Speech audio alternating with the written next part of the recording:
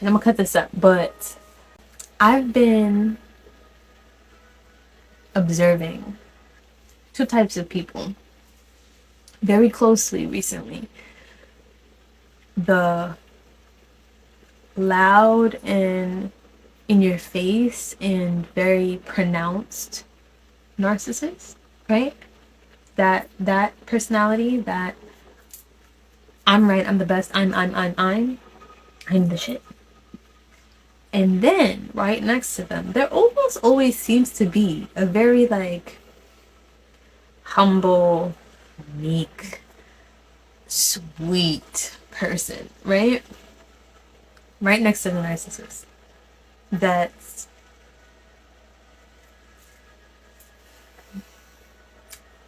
self-deprecating in how they act.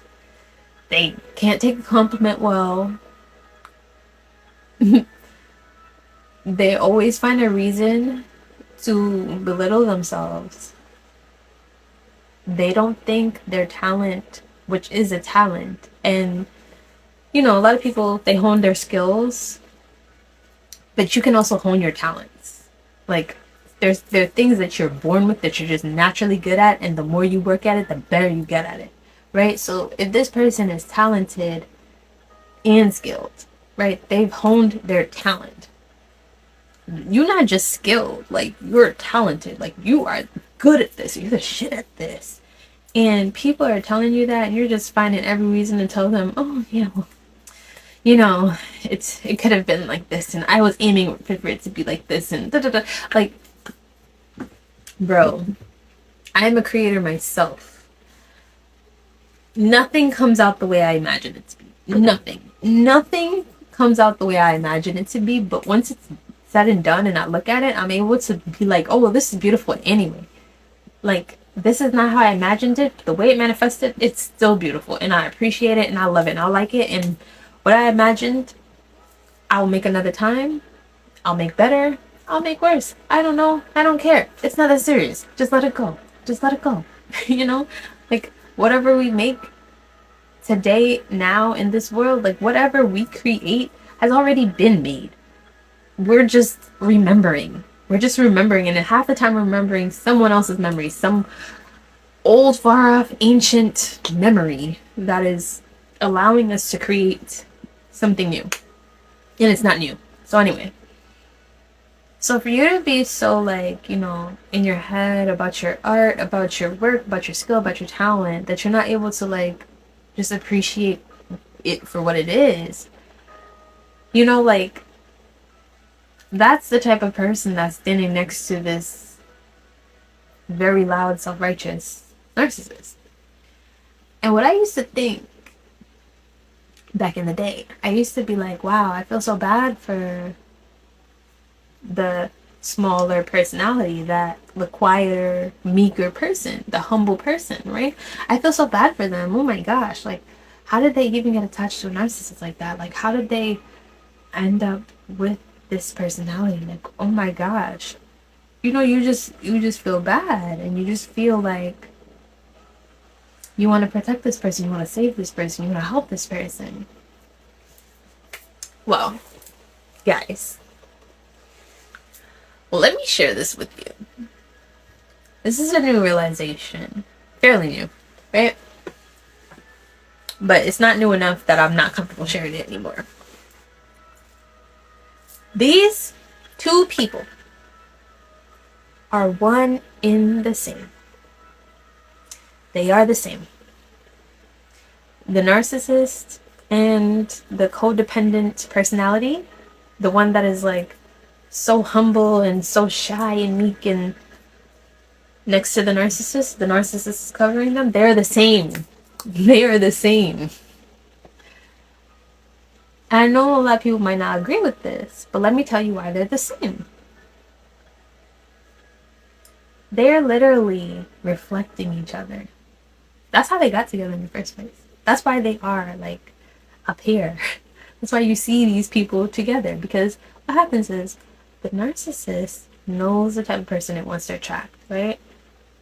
But the codependent person is so used to being attached to a narcissist. Excuse me. And I'm not saying that it's the codependent person's fault. This is something I always say. It's not your fault. Like, it is not your fault the trauma you experienced as a child. Everyone has experienced childhood trauma. Some more severe than others. And so it causes you to become a certain person. That's not your fault. That's not your fault. It is not your fault the person you turned out to be. But, however, and it is your responsibility. The person that you remain. If you have turned out a certain way, but you remain that way as an adult, that is your responsibility. It is your responsibility to change. It is your responsibility to grow. It is your responsibility to heal. And the fact that you remain codependent, narcissistic, whatever the trait is that you developed in order to survive your childhood, you ain't thriving now. You're not. Okay? We all survive our childhood to just exist. To just exist. But once we survive our childhoods, we're not children anymore. You know? Like, we are responsible for ourselves now. We cannot continue to blame our parents and our upbringing for how we are. Maybe for how we turned out, but not for how we are. Because if we turned out a certain way, we can be another way. So that means we can change. And if you are choosing not to change, that is your fault. So this is why those two personalities are one and the same. Because the codependent, and I'm focusing on them because we all know what a narcissist is, or like those characteristics. We've seen them, we know them. But how many of us know the quiet codependent that is usually trailing behind them? How many of us are aware of that personality and how dangerous that person is? I bet most of us don't realize that this person is dangerous. We don't. Because we think, oh, they're harmless because they're being harmed, right? Absolutely not. Absolutely not. Because the people who are the most harmful have been harmed. And it's the ones that are quiet. We always know that, right? The ones that are quiet that you have to look out for. Those humble and the meek types, right? You assume that they're harmless. So you don't pay attention to them. You're not careful about what they say to you, how they say things. The web that they're spinning behind the scenes that you don't notice, you don't realize that they may or may not realize. I don't know. But what I do know is that all humans are responsible for their actions and behaviors. So if you have been severely harmed to the point where you're traumatized and you're codependent and you see yourself as less than, you are alive, right? If you continue to be a victim of your circumstance, if you continue to see yourself as less than, that's on you. That's your fault. Yes. Yes, it is your fault. Because at this point, all that will happen is that everything in your life will confirm that for you. Every experience you have will confirm that you are the victim. And it will confirm that you deserve to be. Because I know that's how you're thinking of yourself, right? That's how those people think of themselves. That is how the meek, humble, codependent person thinks of themselves. They think they deserve to go through this. They think that this is their punishment for whomever told them they did that was wrong, or whatever the case is, however things are spun. And again, what they were told when they were young and defenseless, it's not their fault. Those experiences that they had were not their fault. They deserved to be protected. But now, as an adult, they also deserve to be protected from themselves, because who is continuing to perpetrate the same behavior that they experienced as a child? They are doing it to themselves. You are attracting the narcissist. You are attracting the situations where you are continuously a victim. You are victimizing yourself. And that makes you just as bad as the narcissist. That makes you one and the same. Because the narcissist believes that everyone is thinking of them in a way where they're above, right? They're high and mighty. They're the best. They're the shit. They're all. But you, the codependent, humble person, are also thinking that everyone is thinking about you, just not in the same way. You are thinking that everyone can see your flaws, which probably no one else is thinking is even a flaw, just you, right? But you're thinking everyone sees this, everyone's looking at me, everyone's judging me, everyone's talking about me, everyone thinks that I'm not good enough. Everyone thinks, and that sentence right there, that is what brings you two together, narcissist and codependent. Everyone thinks blank about me. Everyone thinks about me. Ain't that crazy? Because, you know, we live in a dual universe, right? There's opposite polarities, right? So one person could be thinking everybody's thinking about them in this way, and the other person thinking everybody's thinking about them in this way. But they're both thinking that everybody's thinking about them. So it's like, yeah, y'all meet each other right here, and that's why y'all attract, because this one is the plus and you're the minus, right? So it's like those two parts of the battery just click. Ain't that crazy? Ain't that the craziest thing you ever heard? But what's even more crazy is when I realized that I couldn't look at these two people the same and differently. So the way I used to look at them was differently, right? That's how I used to look at them. But now that I understand this, I cannot look at them the same. I cannot look at them differently. I have to look at them the same. You both are perpetrating the same problem. You both are doing the same thing. You're doing the same thing. You're both wrong. Both of these actions are wrong. Both of how y'all living is wrong. And it's not for me to say like how anybody's living is wrong. But don't sit here and wonder why your life looked the way it does. You are doing this. If you are acting like this, you are enabling a narcissist. And you don't think you are also responsible? What? Huh? You don't think there's a reason why you're enabling this behavior?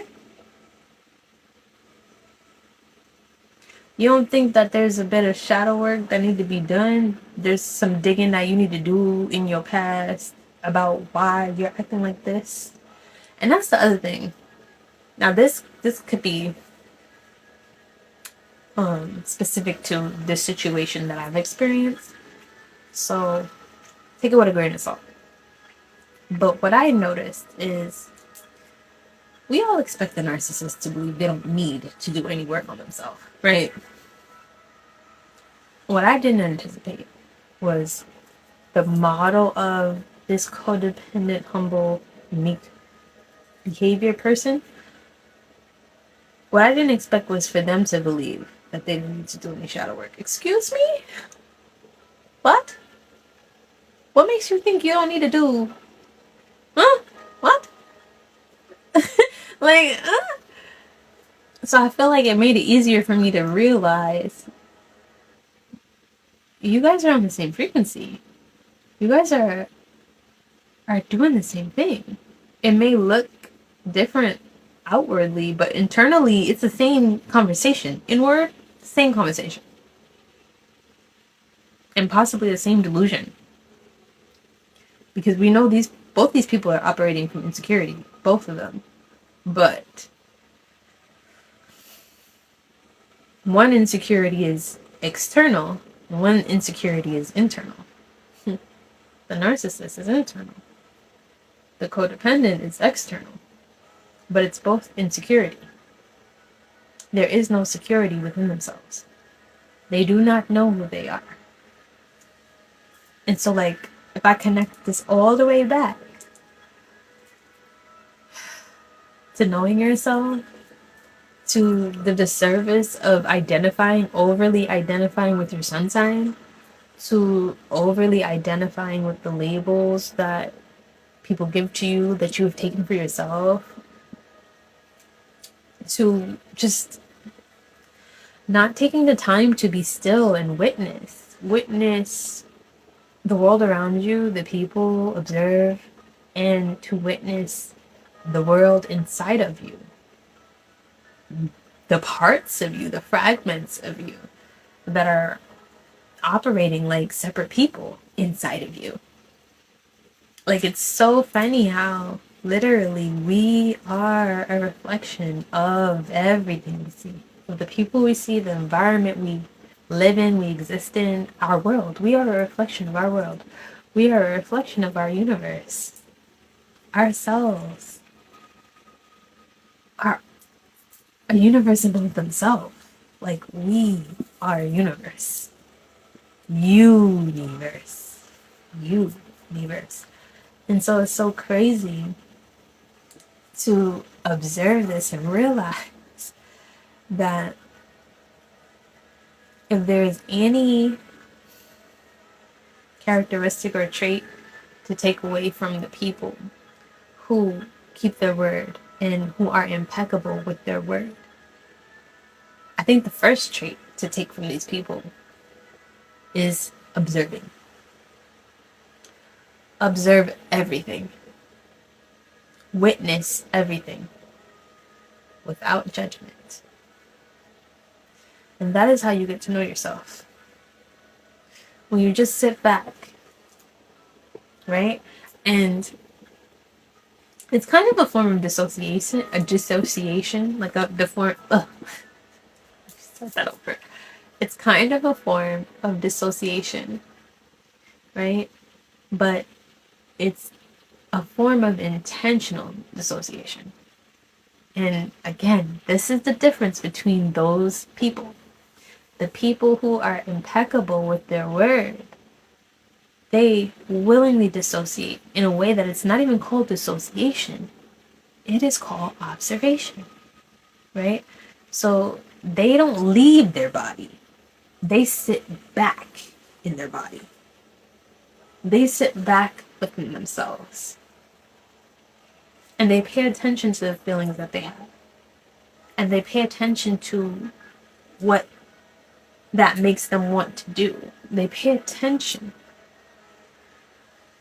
But they don't act immediately. And if they're acting, they observe. They click in to them acting. Right? So there can be moments and times where you're on autopilot. Like, you don't even notice that you're just subconsciously moving. But there's a moment where you kind of like come back to yourself and you realize, wait. And you don't stop yourself from moving, but you just observe how you're moving. You're like, why am I doing that? What makes me want to do that? Why am I operating this way? And I feel like when I started paying attention to those types of people, because I wanted to be that type of person, excuse me, the skill that was the most helpful to me, because it's like a building blocks foundation, right? The skill or trait that was the most foundational was observing myself and observing others, because from observing myself and observing others, I'm able to understand myself and others. And as I'm able to understand, I'm able not to take things personally. I'm able to take myself out of the equation, because I don't feel insecure. I don't feel so important, right? It's funny how those two things can make you act very much the same. Like, you feel insecure, so you feel like everybody's looking at you, but then you feel so important, you feel like everybody must be looking at you. And it's like, again, in both of those situations, you're wrong. Nobody's looking at you, because they're not looking at you. You are in their way. Like, they're looking and you are there. If they're looking at you, they're looking at you to see themselves. And that's what we do. We're always looking in mirrors, but we don't always notice that that's what we're looking at. That's what's crazy. Like, you can look at somebody and you don't even notice that you're looking for yourself in them. Did you notice that? Like, do you notice that? Pay attention to the next time that you have a conversation with someone and you're trying to, like, understand what they're talking about. Almost the first thing that we do is we try to relate. So we try to put ourselves in their shoes. If we're good at it, right? If we're good at putting ourselves in their shoes, we'll be able to be empathetic. But if we're not good at it, we would just try to, like, not really take over the conversation, but that's what people end up doing. They will hear what another person's saying and then they will repeat it with themselves inserted, if they're not the best listener, right? And that's a whole other conversation. But the point is, what happens when you're talking to someone? What happens when you're listening to someone? You're trying to relate to them. That's how you understand them. So we do this thing where it's almost like we subconsciously know that we are all reflections, making us essentially all the same, but we don't want to admit that. So we won't talk about that right now. That might be a little too heavy. But you look at someone you try to relate to, the first thing, or one of the first things that you tend to notice is how you're similar. Oh, you like that too? Me too. Oh, that's your favorite color? Me too. Oh, you're wearing my favorite color. Oh, you like that? Oh, yeah, me too. Me too, me too, me too, me too. Right? And there's some times where, depending on where you're coming from, you may be looking for opposites in them. Like, oh, we're not the same at all. I'm not like that. Oh, you like that? I like the opposite. Try to be difficult, right? But even in that, everything that you oppose them with, right? Opposite is still a reflection. It is. It's like a polarity. It's still a reflection of some sort. It's a duality reflection, yin yang, plus minus, however you want to see it, black, white, whatever. But you can't have one without the other. So essentially, it's still a reflection of some sort. I feel like I'm getting a little too deep with this, so I need to bring it back. But my point is, when focusing on I want to say who you are, but I feel like a lot of people, I feel like when I struggled very much with trying to figure out who I was, it was more so who I wanted to be that I was, like, not aligning with. And there was, like, a war with. Because there were things about me that were true that I did not want to be true. And there were things about me that I wanted to be true that just didn't seem to be true. Right? So it's like, when you don't know who you are, you focus so much on who you're not. Right? You're not this yet. I don't want to be that. So I want to not be that, right? You focus so much on what you're not. It's like, how about we just observe what's in front of us? Observe the reflection, right? And once you observe the reflection, then we can get to work. Then it's like, okay, this is what we're working with. I want to improve this, right? And when I started to do that and notice the types of people, again, back to these impeccable worded people, right? The people who keep their word to themselves and to others and are impeccable with it. These people have the patience. Because again, like I fully believe observation is not a talent nor a skill. I mean, it could be in skill, sure. But it's like, it's not a superpower. It's not a talent. It's something we all have the ability to do. It just takes stillness. And this Sagittarius moon, girl. Oh, I hate being still. Like, I don't even think I sat still this whole conversation. Like, I've been moving nonstop. Being still is so boring to me. But it's so useful. Like, the things that have done the most, I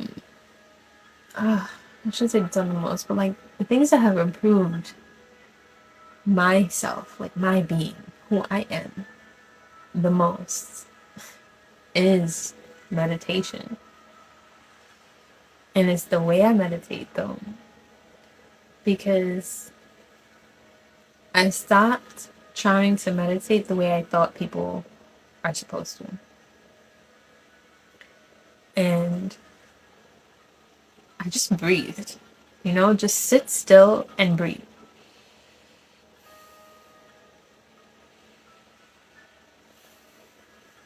And as you're doing that, like by the third breath, you're going to start thinking of a million things that you should be doing, could be doing, want to do, forgot to do, every do.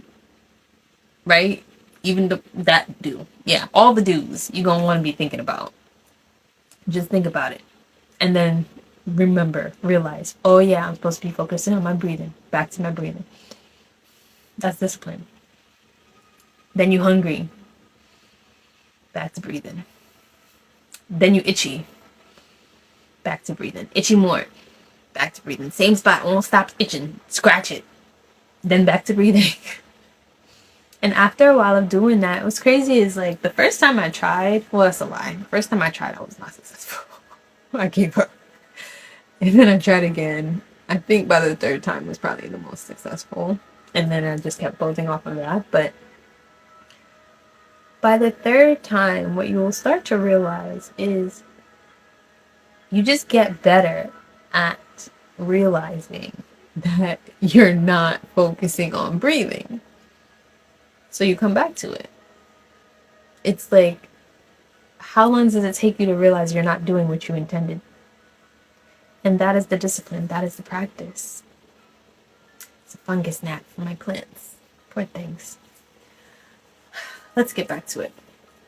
So you focus on your breathing. And the longer you do that, you'll kind of like willingly, but not too willingly dissociate. And you'll wake up. Or at least this is what happens to me. I'll focus on my breathing so much that I don't even notice when my mind has traveled somewhere completely different, that I wake up in my mind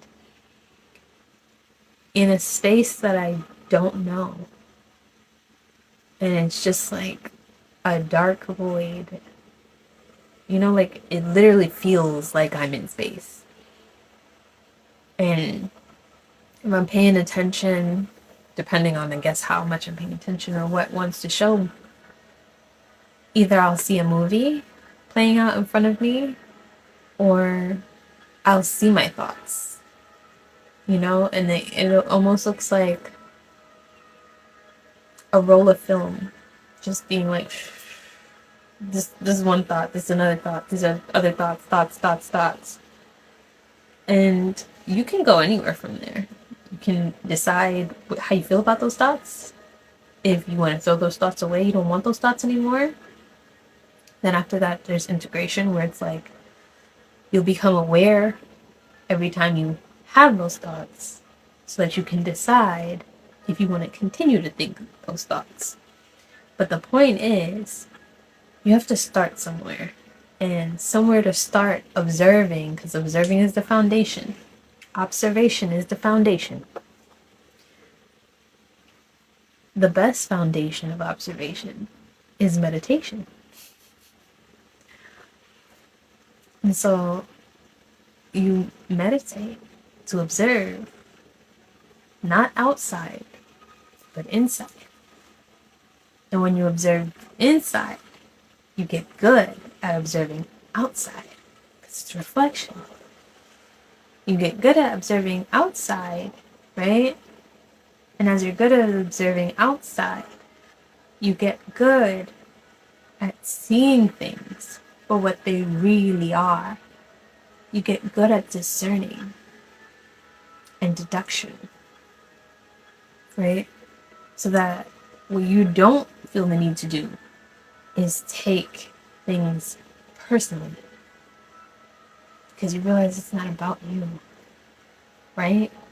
Even you, like, your existence isn't about you. This might be a little too much, but I'm just gonna like go with it and drop it, and I'll just leave you there. You figure that out. But your existence is not about you. Your existence is about an experience of you and of others through the lens of you. Ooh, this is a lot. It came out and I was like, that's a lot. No, but really, like, if we're all reflecting each other, why? Why are we all reflecting each other? What is it that we want to see, need to experience? If we're all the same, right? Like, we're all fragments, just like the inner world, which is like parts of you, right? But what you want is the parts of you to align. You don't want them fighting each other. Because if they're fighting each other, there's no balance. There's no like harmony. It's not even about balance. It's about harmony, right? It's about unification. It's about beauty. Because that's what we want to experience. That's what we want to witness. That's what we are. We are beautiful. We are like just exquisite in existence. But just like it's hard for us to see, right? Sometimes our own talents, sometimes our own gifts, sometimes our own flaws, if we're not hyper focused on them, right? And super insecure. But there's some things that we do that we don't notice that's to our detriment. We cannot see it ourselves. But when we see it reflected, maybe in art, maybe in a movie, right? Maybe in a story, and you realize, this sounds oddly familiar. And you're able to put the two pieces together of like, oh my God, I do that. Oh wow, I don't want to do that. That's the service of the reflection. It's to help us see ourselves, because we can't. We can't really see ourselves. But we reflect ourselves so that we can see our reflection and appreciate our reflection, thus appreciate ourselves. That is why we exist. That was a bit deep. You're coming through real heavy there. But I guess that is why we exist. We exist to experience ourselves and others, so that we can appreciate our beauty. We can appreciate us as creation. We can appreciate ourselves, right? But then if we are so like harsh on ourselves, thus harsh on others, people who are judgmental to themselves first. God, you gotta think that, you gotta remember that, you gotta know that. So every time you're judgmental to a person, think about what you're judging them for. And then look at yourself and think, what do I think about that thing about me? Right? So, anyway, start with observation and try meditating. Try. Because meditation is just really inward. Meditation is just inward observation. That's what it is. It's inward observation. So, if you want to be someone who's impeccable with their word because they know who they are, right? You got to start with observation. Observe the world inside of you so that you are able to observe the world outside of you, the external world. And through being good at observing, both in and out, you will be able to appreciate beauty, true beauty, for what it is. And thus, you will understand your existence. And understanding your existence isn't even the goal. It's not even the goal. It's just a part of it in order to really appreciate and enjoy your existence. For some reason, I don't know what the reason is. That part I don't know. For some reason, humans feel the need to understand existence first to be able to appreciate it. But that's just the adults. The babies, the children, they know what it's about. They know what it's about. They just came and they're just living, having fun, loving, laughing, being beautiful, and sharing and expressing beauty.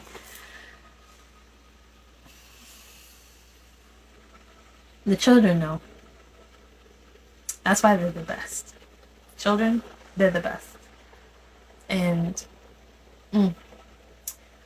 it's unfortunate, but we gotta remember too that a lot of children are reincarnations. So, though it is hard to watch them experience hardship in life, all we can do is assist them. Answer their questions. Answer their questions. When children ask you why, answer them.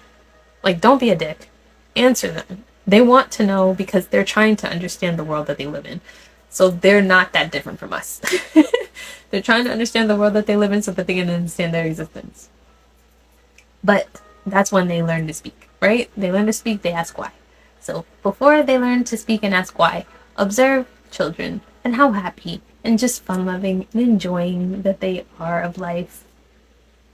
And then be like that. Get in touch. Get in touch with the child, the fragmented child that exists inside the world inside of you, the inner world. Meditate with them, right? Learn who they are again. Get in touch with them again, because chances are that's who you really are. Under all the layers of trash and unnecessary blah blah that you've picked up in this world in order to survive, if you really want to know how to thrive, get in touch with that child. Get in touch with that kid. That kid is going to teach you, show you, and allow you to experience true love, beauty, and life. The love of life. So I've gone on for a long enough time, and a lot of what I've said, even though it may have come out of me, doesn't necessarily mean that I've fully processed it. Some things came out that I didn't expect, so I want to sit with this a little bit. So I'm gonna end this here. I got completely distracted. I was supposed to be making this, so I'm gonna get back to making this while I meditate on everything that came out of me, because some things I didn't expect to say. Actually, almost everything I didn't expect to say, but some things were more profound than others. So, thanks for, being in the room with me while I create. And deduce, come to realizations. Yeah. Love life. Learn to love life. Observe so that you can love life. Bye.